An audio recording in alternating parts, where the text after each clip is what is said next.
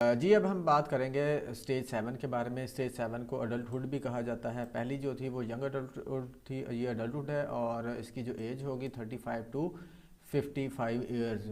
मैंने पिछली दफ़ा भी आपको बताया था कि कुछ बुक्स में एज इतनी 35 टू 55 ईयर्स दी गई है, कुछ में 40 टू 60 दी गई है, कुछ में 40 टू 65 दी गई है।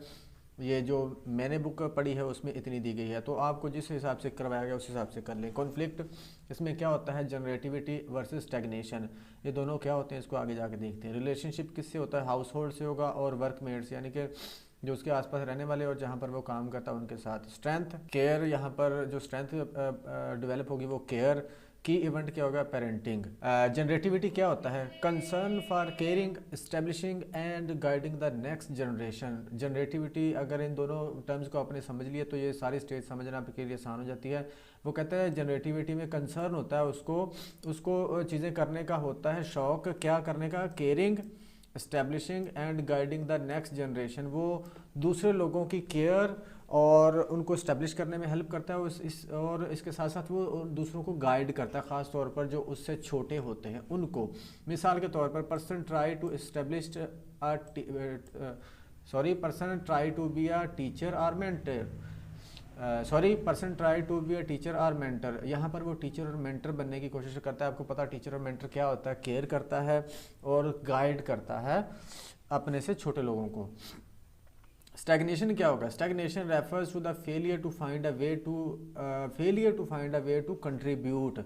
जब वो अपना ये रोल नहीं प्ले कर सकेगा, यानी कि वो स्टैब्लिश नहीं कर सकेगा, गाइड नहीं कर सकेगा या दूसरों की केयर नहीं कर सकेगा या इसमें फेल हो जाएगा, तो फिर वो स्टैग्नेशन में चला जाएगा। स्टैग्नेशन का मतलब क्या होगा कि वो फेल हो जाता है इन सारी चीज़ों में और वो कुछ भी नहीं करता, यानी कि सब कुछ करना छोड़ देता है, जमूद में चला जाता है, यानी कि कोई एक्टिविटी वो शो नहीं कर रहा होता है। Failing to get involve with others, वो दूसरों के साथ इन एक्टिविटीज़ में इन्वॉल्व नहीं होता, यानी कि वो एक तरह से ना वो खामोश हो जाता है। Adulthood approximately ages 35 to 55 is a stage of maturity in which we need to be actively involve in teaching and guiding the next generation. वो कहता है ये वो एज होती है जहाँ पर हमें एक्टिवली इन्वॉल्व होते हैं, किस में, टीचिंग और गाइडिंग में, यानी कि ये एक नीड होती है, नीड के तौर पर वो टीच कर रहा होता है नेक्स्ट जनरेशन को, अपने से छोटे बच्चों को या लोगों को नीड के तौर पर उनको टीच और गाइड कर रहा होता है। This need extends to beyond our immediate family, ये इस स्टेज की नीड होती है और वो कहता है कि ये जो नीड है ना,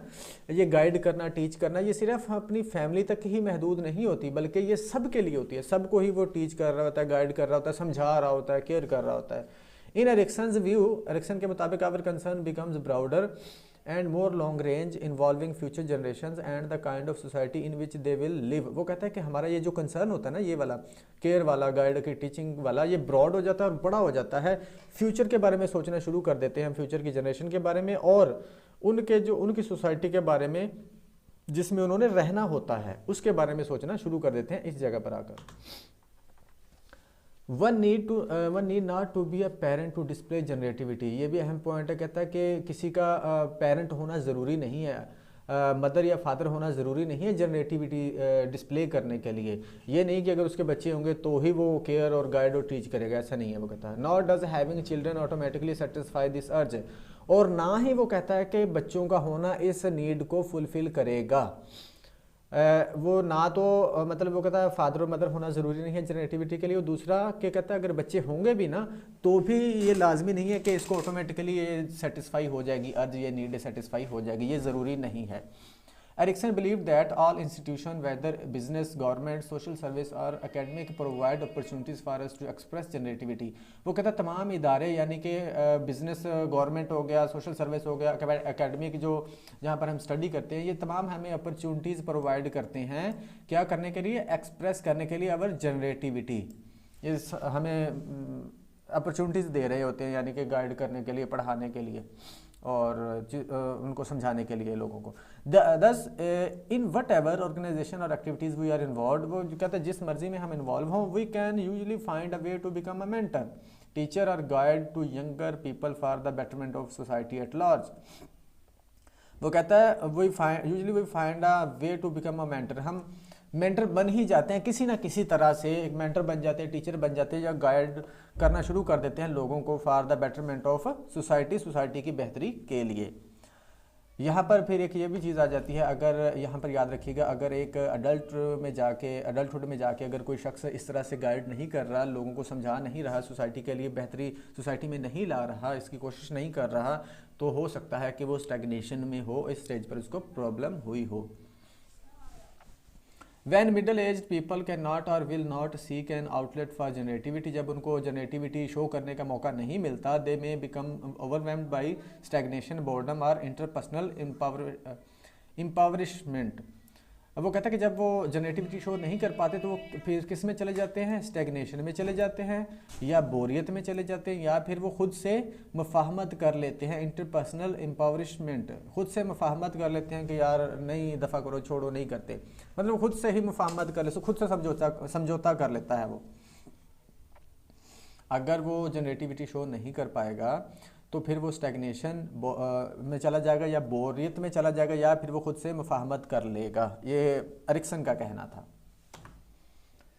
Erikson's depiction of these emotional difficulties in middle age is similar to Jung's description of the mid life crisis. वो कहता है कि एरिक्सन के ने जो चीज़ें यहाँ पर इमोशनल डिफिकल्टीज बताई हैं ना इस एज की, वो बिल्कुल सिमिलर हैं किसके, जो यंग ने डिस्क्रिप्शन ऑफ दी थी मिड लाइफ क्राइसिस की, जो कॉलेज यंग ने मिड लाइफ क्राइसिस दिए थे, उससे मिलता जुलता ही है ये जो एरिक्सन जिसके बारे में बात कर रहा है। These people may regress to stage of pseudo intimacy. वो कहता है कि जब कोई अडल्ट स्टैग्नेशन में चला जाएगा तो फिर वो किस तरह से खुद को शो करेगा, रिग्रेस कर जाएगा, यानी कि पीछे किसी स्टेज में चला जाएगा। किस तरह से, of pseudo intimacy indulging themselves in childlike ways, वो बच्चों की तरह बिहेव करेगा और पीछे किसी स्टेज में चला जाएगा और क्या शो करेगा, सीडो इंटीमेसी, एक दिखावे की मोहब्बत, दिखावे की चाहत, दिखावे का लगाव शो करता है बच्चों की तरह बिहेव करके। जैसे हमने अक्सर सुना है कि जब लोग बूढ़े हो जाते हैं तो वो बच्चों की तरह बिहेव करना शुरू कर देते हैं, ये उसी से मिलती जुलती एक चीज़ है। बेसिकली वो स्टैग्नेशन में होते हैं। And they may become physical or psychological invalids because of their absorption with their own needs and comforts। वो कहता है कि वो फिजिकली जब स्टैग्नेशन में चले जाएंगे तो फिजिकली और साइकोलॉजिकली वो इनवैलिड हो जाएंगे, यानी कि साइकोलॉजिकली और फिजिकली अपना रोल प्ले नहीं कर सकेंगे, नहीं कर पाते। क्यों? Absorption of with their own needs and comforts, अपनी नीड्स और कंफर्ट्स में इतना वो बिजी होते हैं या इतना वो उसमें अब्जॉर्ब हो चुके होते हैं कि वो फिजिकली और साइकोलॉजिकली अपना रोल प्ले नहीं कर पा रहे होते। Care is the basic strength that emerges from generativity in adulthood. Care जो है स्ट्रेंथ हमने शुरू में बात कर ली है कि यहाँ से इमर्ज होती है, जनरेटिविटी से इमर्ज होगी ये। Erikson defines care as a broad concern for others. वो कहता है ये केयर बेसिकली क्या होता है, हमें भी पता है केयर करना, दूसरों का ख्याल रखना, ब्रॉड कंसर्न फॉर अदर, दूसरों से मुतल्लिक होती है ये। And believe it was manifested in the need to teach. वो कहता है कि एंड वो बिलीव, वो इस पे बिलीव रखता था और समझता था कि was manifested in the need to teach, ये लोगों को सिखाने में, पढ़ाने में होती है, ये जो नीड होती है पढ़ाने में होती है। Not only to help others, वो कहता है कि सिर्फ दूसरों की हेल्प करने में नहीं होती, but also to fulfil one's identity. ये जो नीड वो पढ़ा के पूरी कर रहा होता है, वो कहता है कि ये सिर्फ इसका यही मकसद नहीं होता कि वो दूसरों की हेल्प करे, but also to fulfil one's identity, वो अपनी आइडेंटिटी को फुलफिल कर रहा होता है, जो उसकी आइडेंटिटी होती है ना उस वक्त, उसको भी फुलफिल कर रहा होता है। ये सिर्फ इस मकसद से, इस नीयत से वो नहीं कर रहा होता दूसरों की हेल्प या दूसरों को टीच कि वो दूसरों की मदद कर रहा है, बल्कि वो बेसिकली अपनी नीड को फुलफिल कर रहा होता है, अपनी आइडेंटिटी को फुलफिल कर रहा होता है। तो ये थी जी इसकी 7th स्टेज। अब हम इसकी 8th स्टेज देखेंगे।